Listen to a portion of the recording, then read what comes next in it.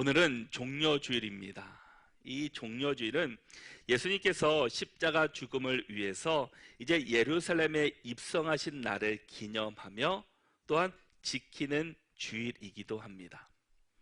이스라엘 백성들은 이 예루살렘에서 입성하시는 예수님을 맞이하기 위해서 겉옷을 길가에 뿌리고 종려나무 가지를 흔들면서 예수님을 열광적으로 환영했습니다. 이것이 종려주일의 유래가 되기도 합니다.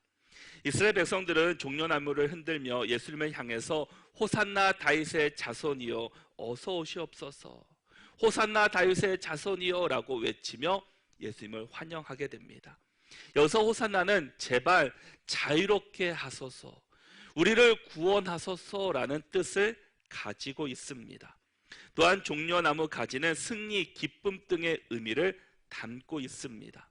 이스라엘 백성들은 자신들을 구원하기 위해서 이 예루살렘에 입성하시는 그 예수님을 향해서 승리를 상징하는 그 종려나무 가지를 흔들면서 환영했다라는 겁니다. 그런데 여러분, 예수님께서 예루살렘에 입성하신 것은 이 세상과 사람을 구원하시기 위해서 예루살렘으로 입성하시게 됩니다. 그런데 이스라엘 백성들의 생각과 구원의 모습과는 다른 모습이셨습니다. 이스라엘 백성들이 지금 예수님을 이 종려나무를 흔들면서 자신들의 겉옷을 깔면서까지 예수님을 그렇게 환영한 이유는 다른 곳에 있었습니다.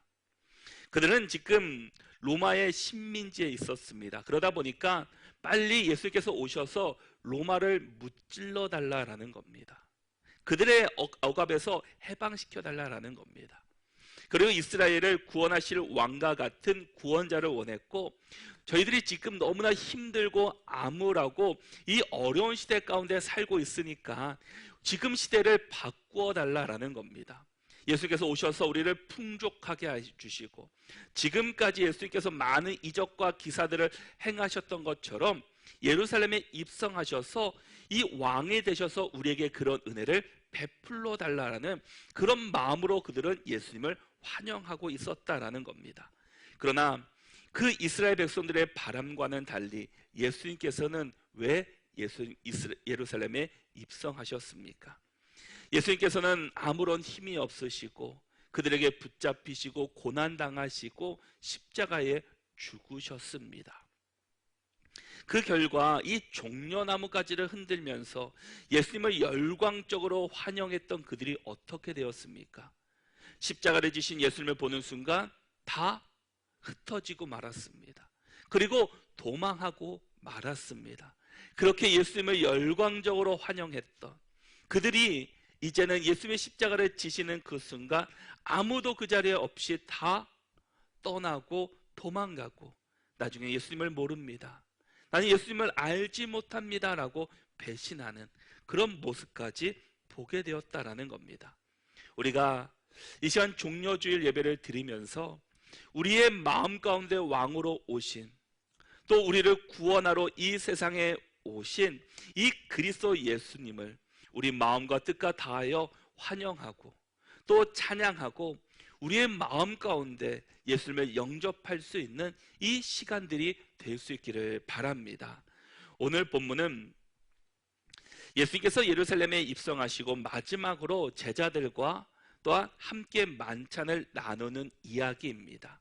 이때가 언제였는가? 바로 유월절이었습니다.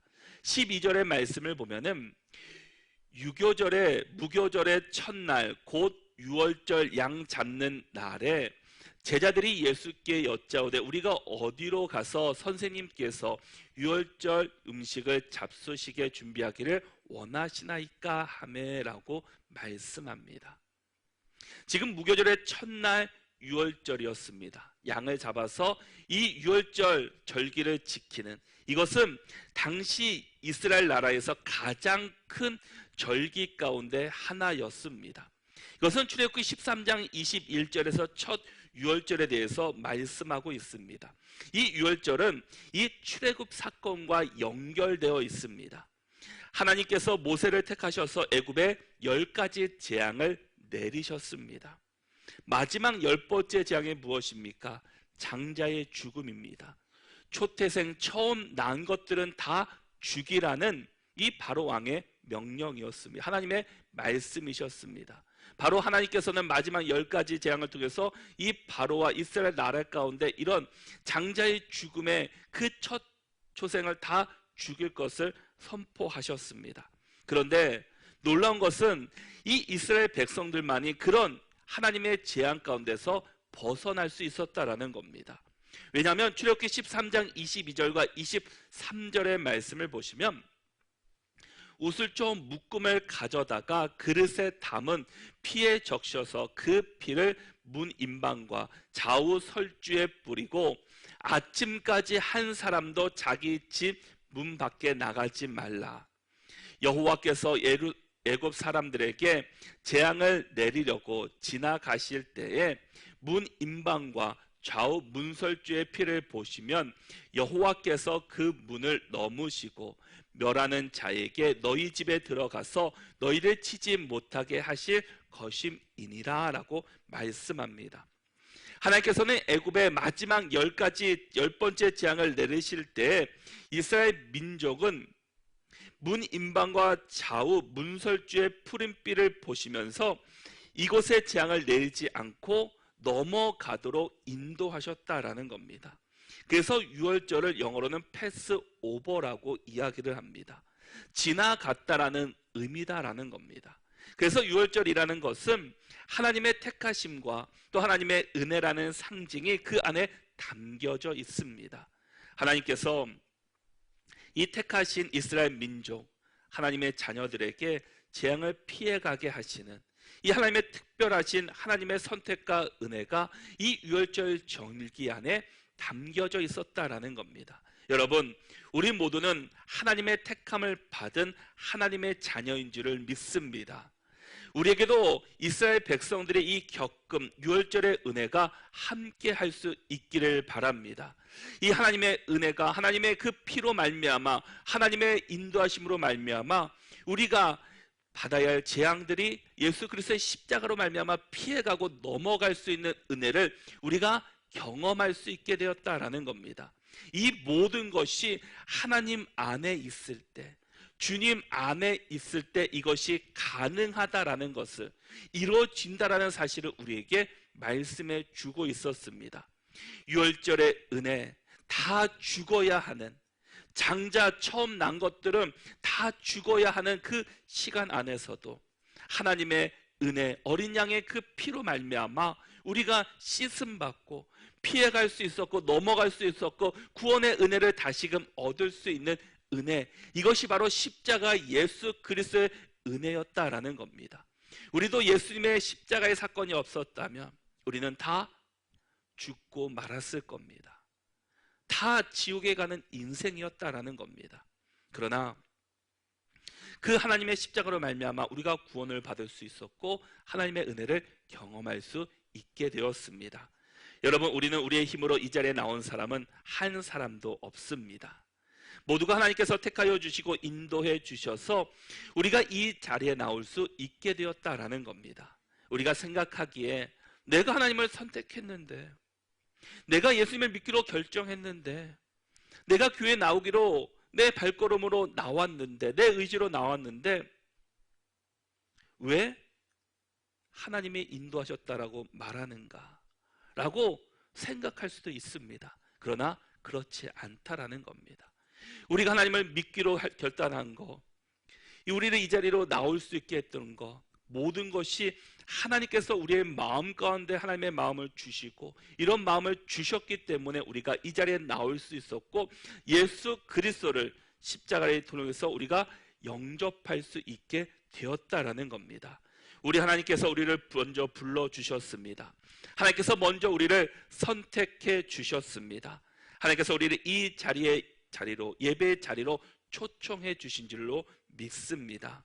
오늘 예수님께서 제자들과 함께 이 유월절을 지내면서 이제 무교절을 이제 한 주간 지내면서 특별히 제자들과 그 유대인들이 먹는 유교병을 먹어야 합니다. 이것을 먹는 것이 그들의 오래된 전통이기도 했습니다.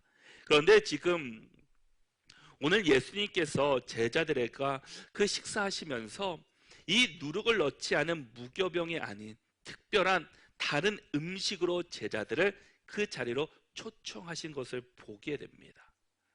제자들은 예수님이 유월절을 지내면서 우리가 어디 가서 유월절을 지키고 어떤 음식을 해야 됩니까? 라고 이야기를 했지만 지금 예수님께서는 이 제자들에게 이 무교병을 먹을 것이 아니라 다른 어떤 특별한 것들을 미리 준비하셨다라는 겁니다.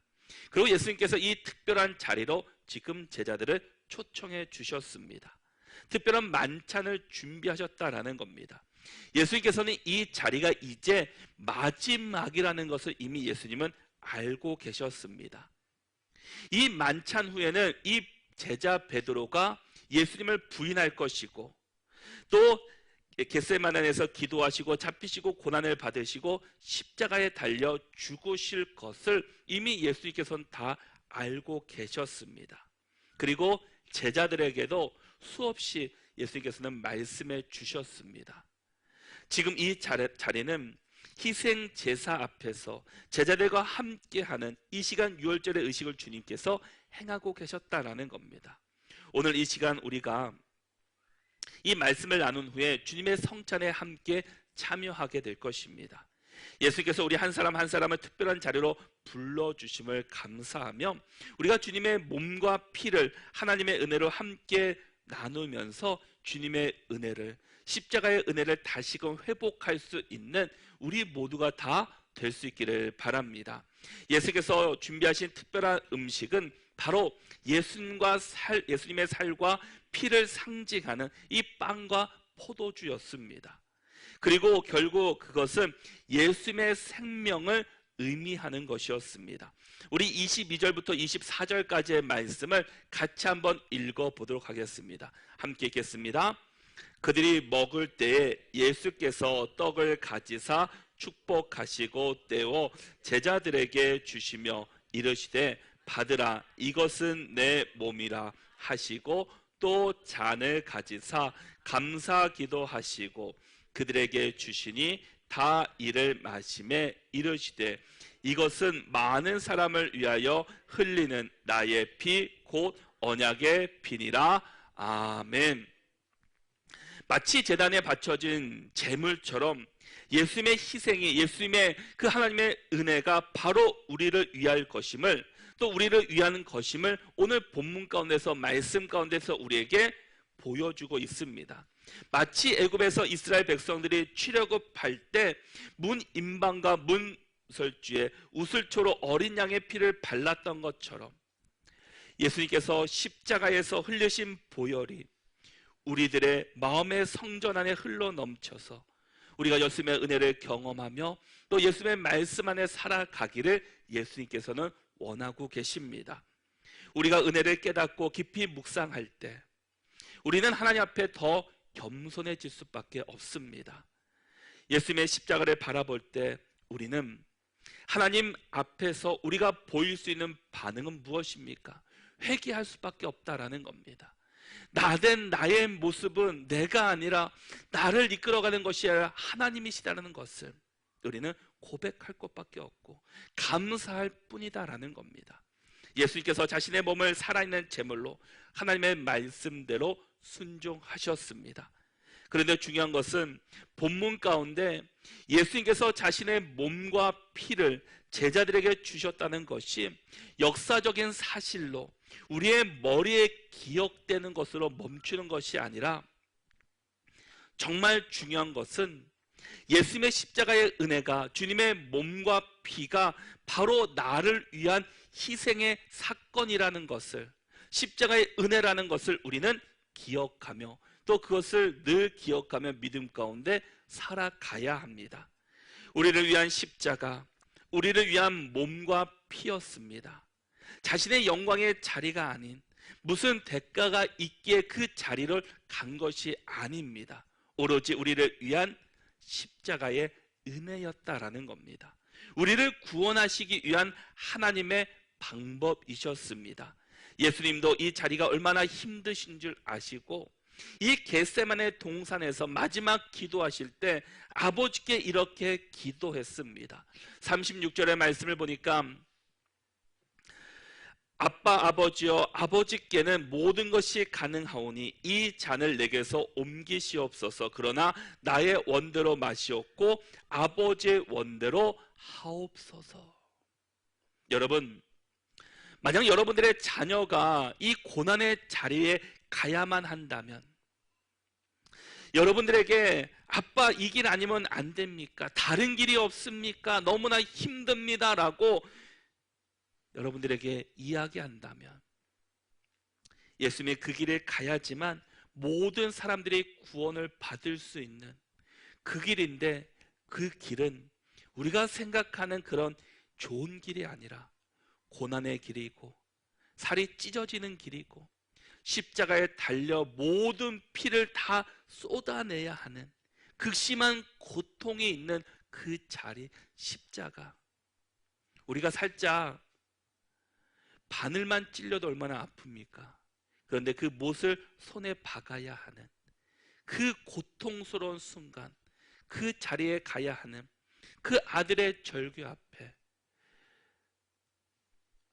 아버지의 마음, 하나님의 마음은 어떠하셨겠습니까?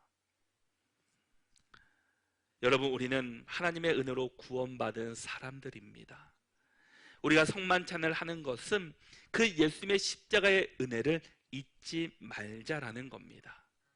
우리를 구원해 주신 그 놀라운 사건, 그 십자가, 우리 기독교의 십자가가 없다면, 부활이 없다면 우리도 다른 일반 종교와 별반 다르지 않을 겁니다.